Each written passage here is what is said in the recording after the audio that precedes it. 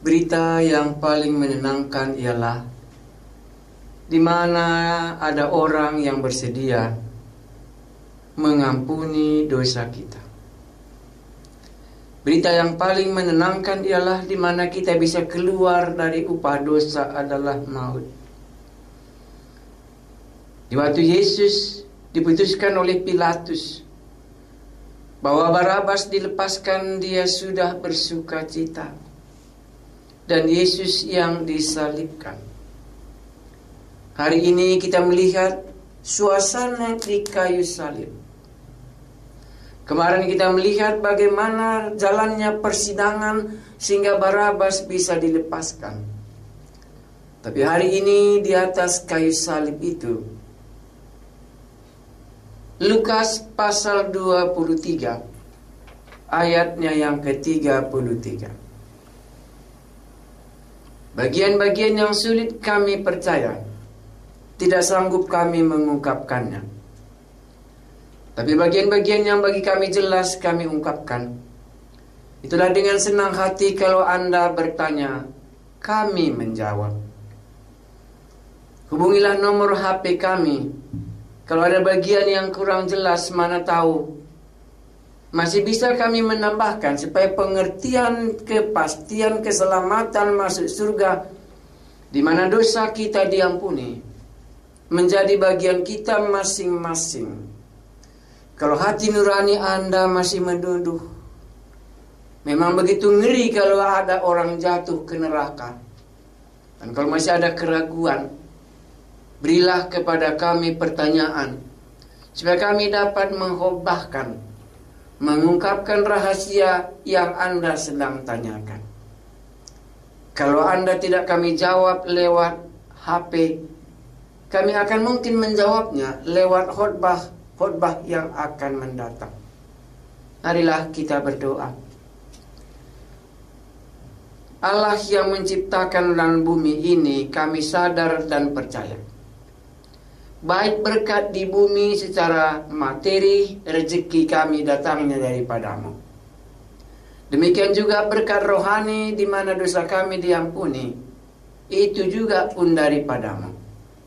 Karena itu kami memohon, berkatilah waktu kami mendengar perkataanmu, terutama peristiwa salib, yang begitu merupakan rahasia bagi dunia ini.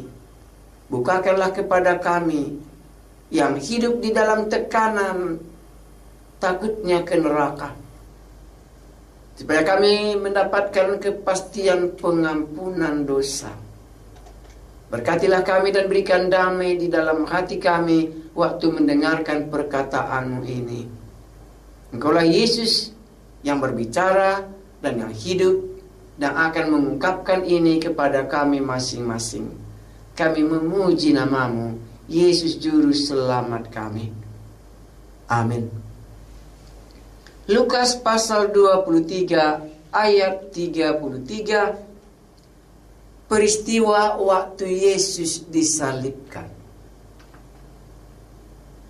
Ketika mereka sampai di tempat yang bernama Tengkorak, mereka menyalibkan Yesus di situ, dan juga kedua orang penjahat itu, yang seorang di sebelah kanannya dan yang lain di sebelah kirinya. Bagian pertama ini merupakan fakta bahwa ada dua penjahat yang disalibkan, dan Yesuslah di tengah-tengahnya. Ini fakta bahwa mereka benar melihat Yesus inilah yang disalibkan. Maka dikatakan di sini,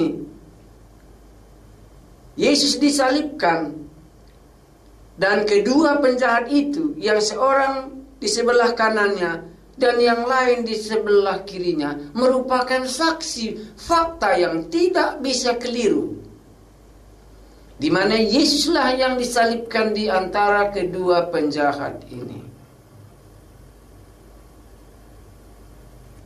Yesus berkata, "Ya Bapa, ampunilah mereka, sebab mereka tidak tahu apa yang mereka perbuat." Dan mereka membuang undi untuk membagi pakaiannya. Suasana waktu Yesus disalibkan, itulah bagian firman Tuhan yang kita renungkan ini. Penjahat kiri kanan, dan Yesus berdoa.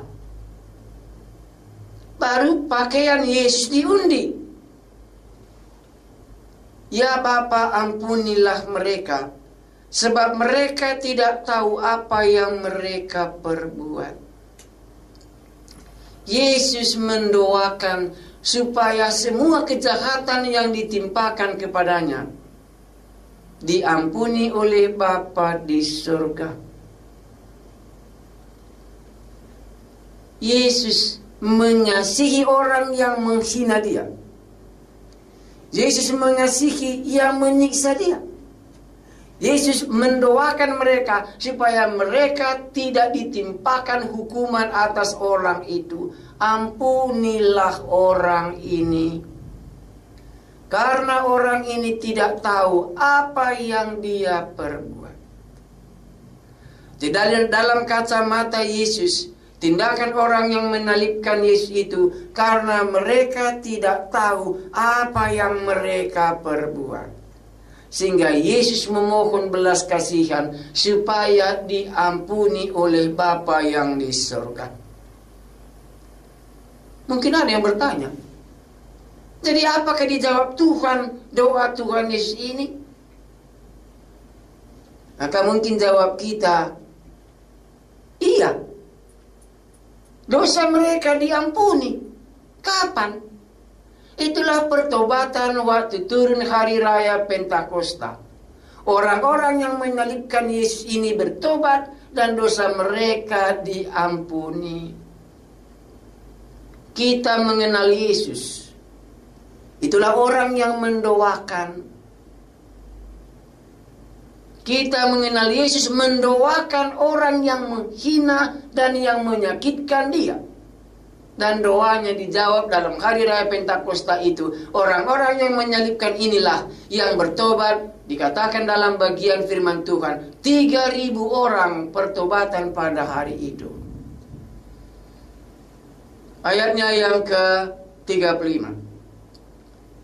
Orang banyak berdiri di situ dan melihat semuanya. Ada saksi. Ada saksi tentang peristiwa ini. Dilihat mereka dan didengar mereka. Orang banyak berdiri di situ dan melihat semuanya. Pemimpin-pemimpin mengejek dia. Katanya, orang lain ia selamatkan, biarkanlah sekarang ia menyelamatkan dirinya sendiri. Jika ia adalah Mesias, orang yang dipilih Allah. Apa kesan penonton pada waktu itu? Kesan penonton pada waktu itu ialah orang lain dia selamatkan. Ini menarik ya. Lazarus sudah dia bangkitkan dari antara orang mati. Orang yang kerasukan setan dibebaskan. Biarlah supaya dia juga menolong dirinya sendiri, karena mereka ini beriman kepada apa yang sudah Tuhan Yesus buat, bahwa orang lain bisa dia tolong. Sekarang mengenai dirinya sendiri, apakah dia akan lepas daripada hukuman itu? Mungkin Anda langsung menjawab, kalau memang dia lepas, maka tidak ada keselamatan bagi saya hari ini. 36. Juga prajurit-prajurit mengolok-olok dia. Mereka mengejutkan air asam kepadanya dan berkata, jika engkau adalah raja orang Yahudi, selamatkanlah dirimu. Dalam kesan kita, Yesus akan menyelamatkan diri. Itulah harapan penonton semuanya, karena penonton ini memiliki iman bahwa Yesus ini berkuasa untuk menolong orang lain. Sekarang dirinya sendiri pasti dia akan selamatkan. Orang-orang di situ termasuk prajurit-prajurit, dan berkata, jikalau engkau adalah raja orang Yahudi, selamatkanlah dirimu.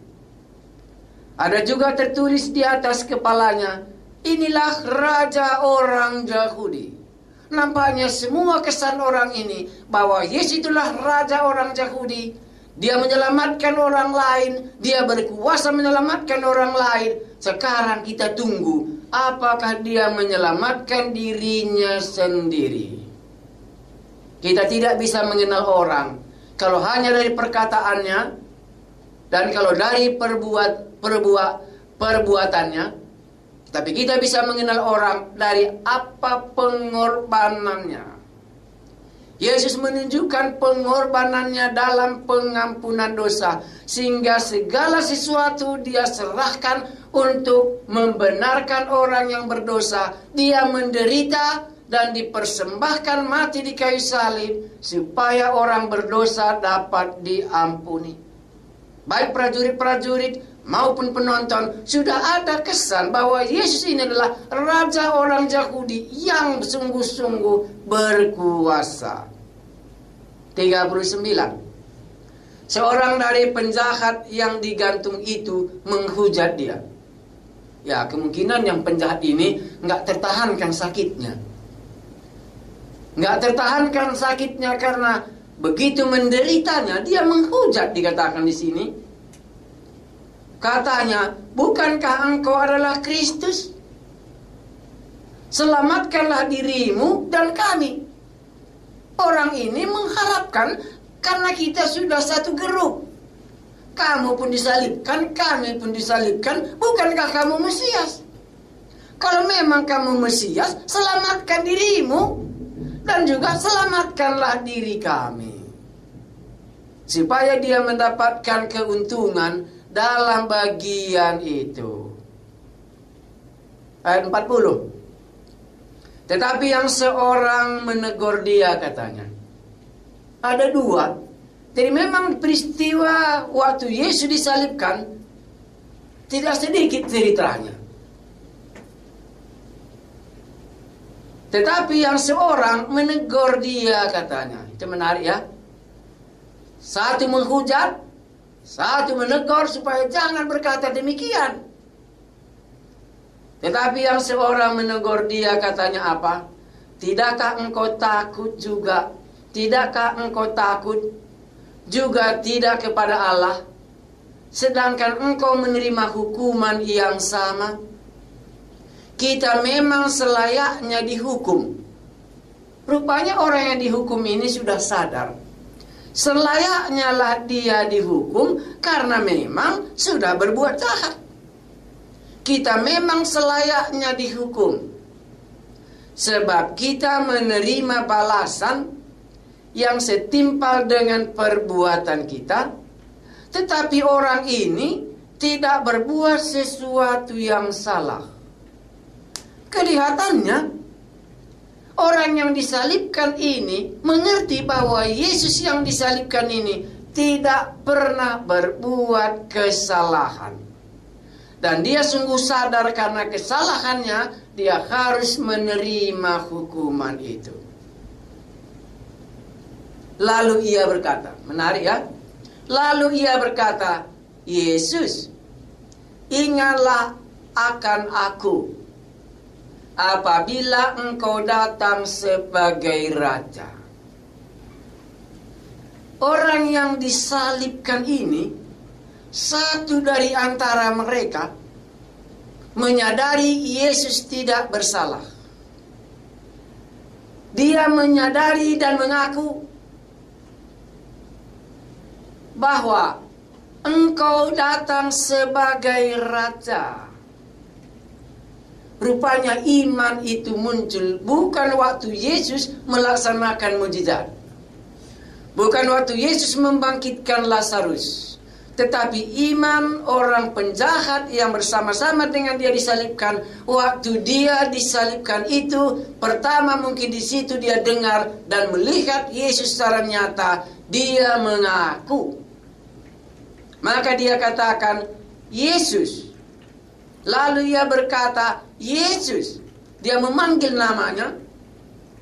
Lalu ia berkata, Yesus, ingatlah akan aku apabila engkau datang sebagai raja. Kata Yesus kepadanya, aku berkata kepadamu, sesungguhnya hari ini juga engkau akan ada bersama-sama dengan aku di dalam Firdaus. Suasana salib. Anda yang telah mengikuti siaran ini dalam kematian Tuhan Yesus, kalau ada pertanyaan, waktu Yesus disalibkan, berapa orangkah yang diselamatkan?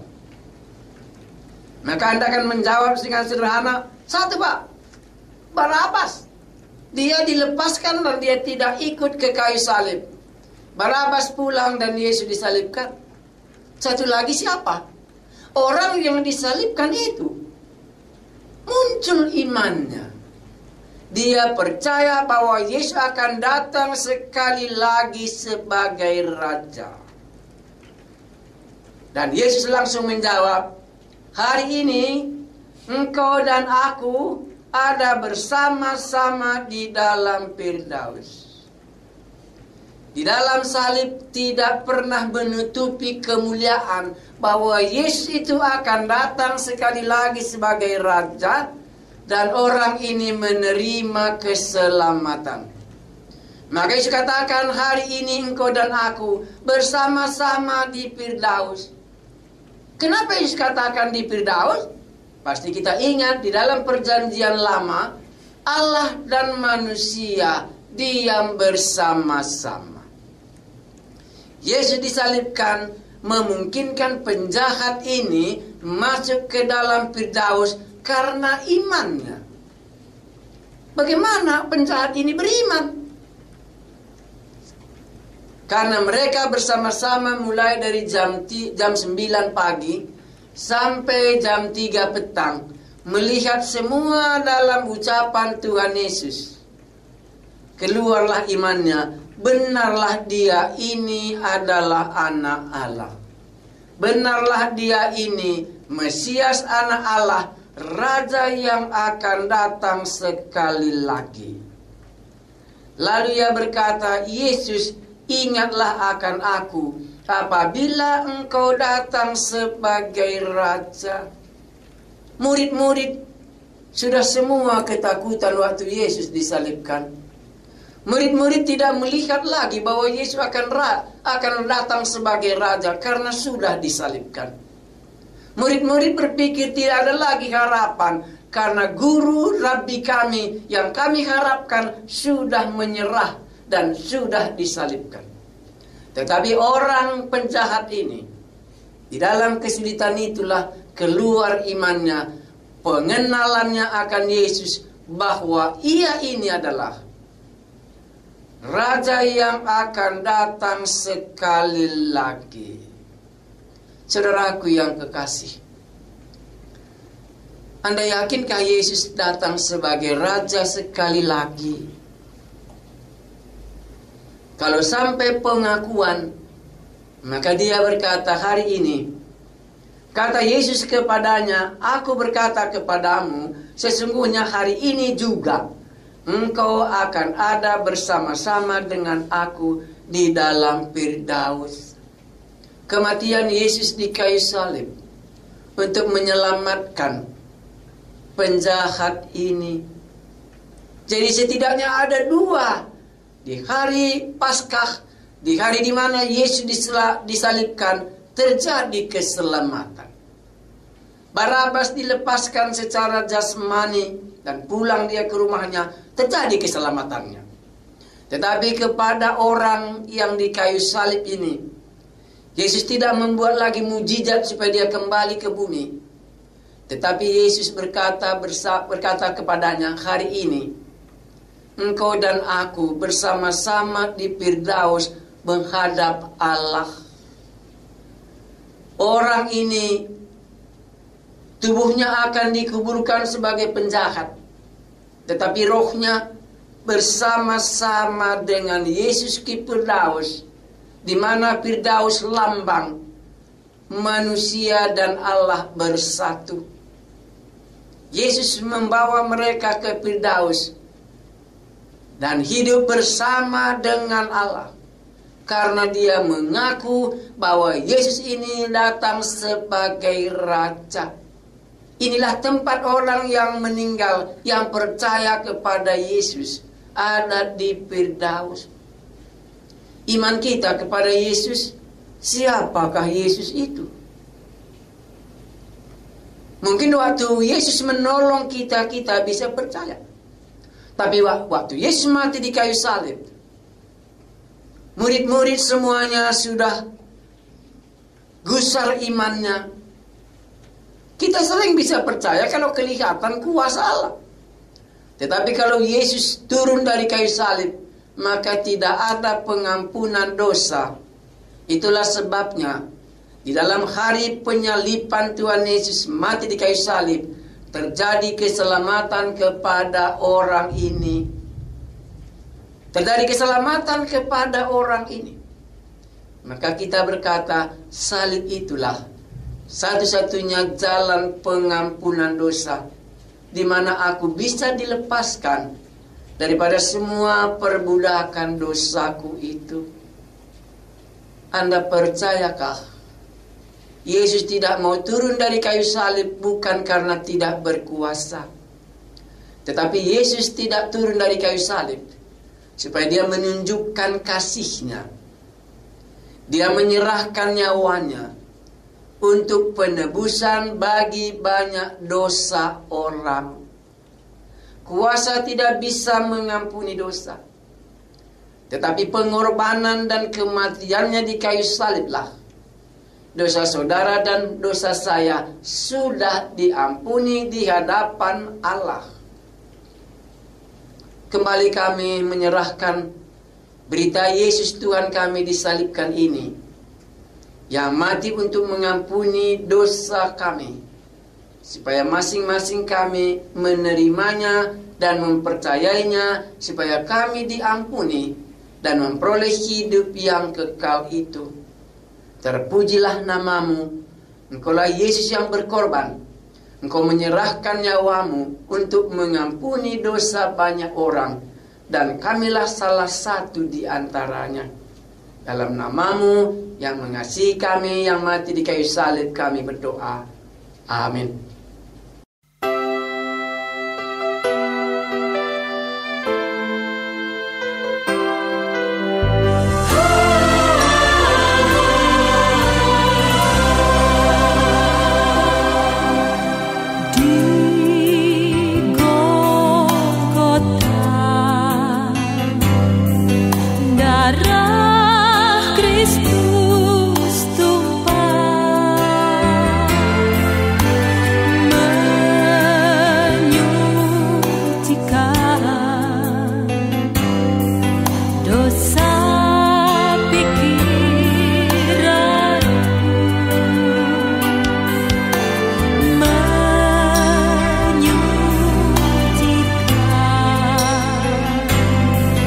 Dosa